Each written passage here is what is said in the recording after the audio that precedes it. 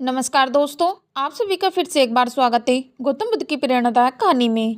दोस्तों, आज की कहानी का शीर्षक है जीवन में सही निर्णय कैसे लें। दोस्तों, आज अपने जीवन में सही निर्णय नहीं ले पा रहे हो तो ये कहानी आपके लिए। जीवन में सही निर्णय कैसे लें, गौतम बुद्ध की कहानी। सही निर्णय लेना सबसे बड़ी चीज़ है।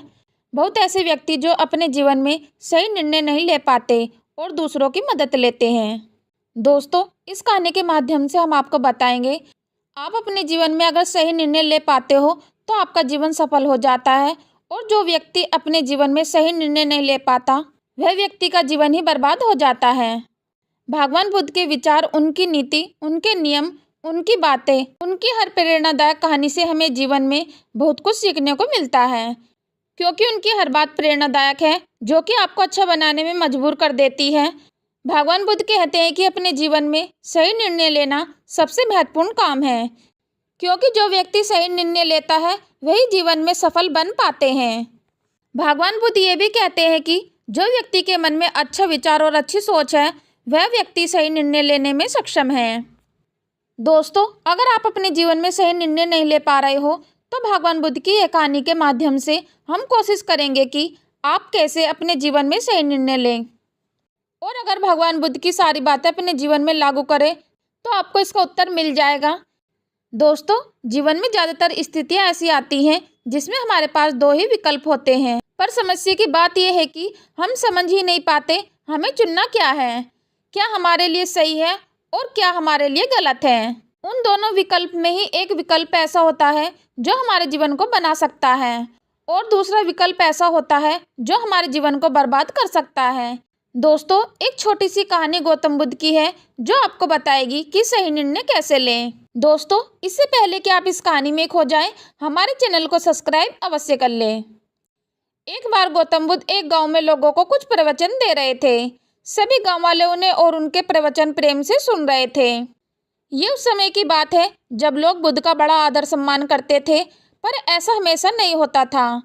शुरुआत में जब बुद्ध जाया करते थे तो बुद्ध का विरोध करने वाले लोग ज़्यादा होते थे, पर जैसे जैसे लोगों ने बुद्ध की बातें सुनना शुरू किया, लोगों की सोच और लोगों की विचारधारा बदलने लगी और बहुत लोग बुद्ध से जुड़ने लगे और उन्हें पसंद करने लगे।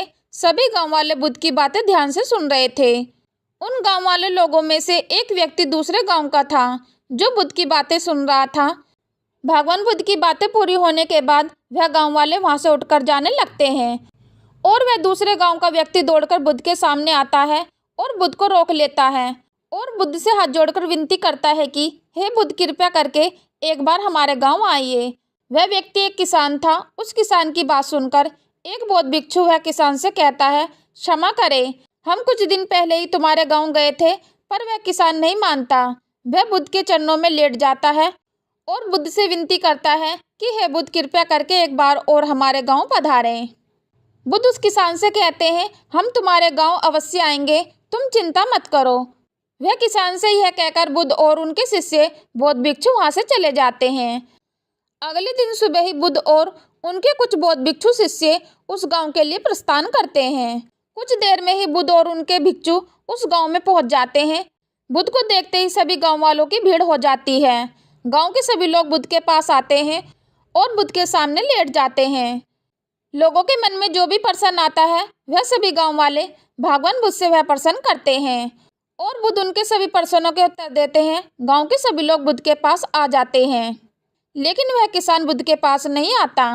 वह किसान बुद्ध के पास इसलिए नहीं आ पा रहा है क्योंकि आज सुबह सुबह ही उसके 2 बैल खो गए हैं, जो वह किसान की रोजी रोटी का साधन थे, जिससे वह अपने परिवार को पालता था। वह किसान घर में चिंतित बैठा हुआ है और वह किसान ये सोच रहा है वह बैलों को ढूंढने जाए या फिर बुद्ध के पास जाए। वह किसान पूरी तरह से दुविधा में फंस जाता है। उसके पास 2 ही विकल्प होते हैं। पहला विकल्प ये होता है कि वह बुद्ध के पास जाए और उनकी बातें सुने, क्योंकि बुद्ध को उन्होंने ही आमंत्रित किया है, और दूसरा विकल्प उसके पास ये होता है कि अपने बैलों को ढूंढने जाए, जिससे वह अपने परिवार को पालता है। वह किसान बहुत सोचने के बाद एक विकल्प चुनता है। आपको क्या लगता है कि उसे क्या चुनना चाहिए? वह किसान चुनता है कि वह बैल ढूंढने जाएगा, और वह ये निर्णय लेने के तुरंत बाद जंगल में अपने बैलों को ढूंढने के लिए निकल जाता है।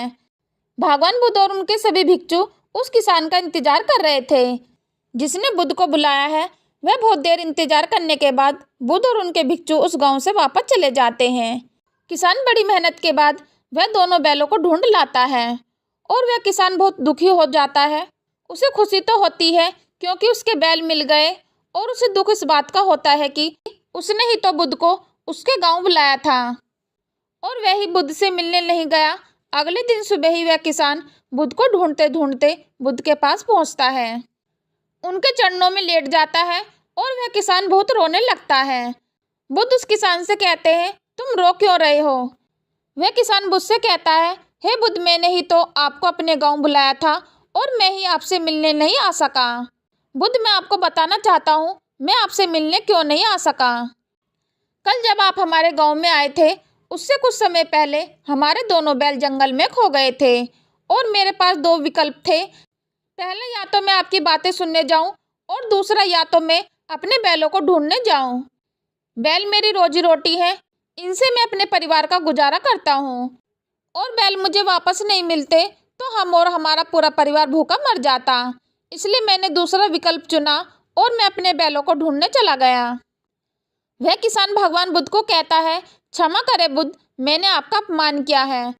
बुद्ध किसान की बातें सुनकर मुस्कुराते हैं और उसे अपने गले लगा लेते हैं और उस व्यक्ति से कहते हैं, अगर उस समय मुझसे पूछते कि तुम्हें क्या चुनना चाहिए तो तुम्हें वही कहता जो तुमने किया है, क्योंकि अगर तुम बैलों को ढूंढने की बजाय मेरी बातें सुनने आ जाते तो तुम मेरा एक भी शब्द नहीं सुन पाते, क्योंकि तुम अपने बैलों के ही बारे में सोचते।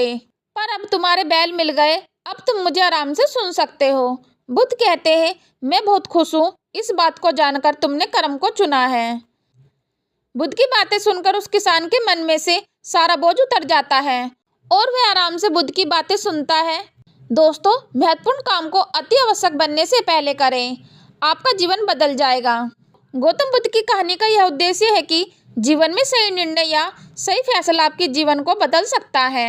इसलिए जब भी आप कोई बड़ा कार्य करने के लिए कोई भी निर्णय ले, उसे सोच समझ कर ही लेना और फैसला लेते वक्त अपने मस्तिष्क को शांत रखें। फैसला या निर्णय लेते वक्त एक बार नहीं, आप 1000 बार सोच समझ कर ही फैसला लें, क्योंकि आपका एक निर्णय आपका जीवन खुशी से भर सकता है या तो आपका पूरा जीवन दुखों से। दोस्तों, आशा करती हूँ कि आप सभी को ये स्टोरी पसंद आई होगी, तो नीचे दिए गए कमेंट बॉक्स में कमेंट करके अवश्य बताएं और यह वीडियो अपने दोस्तों को अवश्य शेयर करें ताकि इस कहानी के माध्यम से वो भी सही निर्णय ले सकें। यदि दोस्तों आपने अभी तक हमारे चैनल को सब्सक्राइब नहीं किया तो चैनल को सब्सक्राइब और वीडियो को लाइक कमेंट अवश्य कर दें। चलो तो दोस्तों, मिलते हैं फिर नेक्स्ट वीडियो में नए ज्ञान के साथ। हम लेते हैं आपसे विदा। धन्यवाद।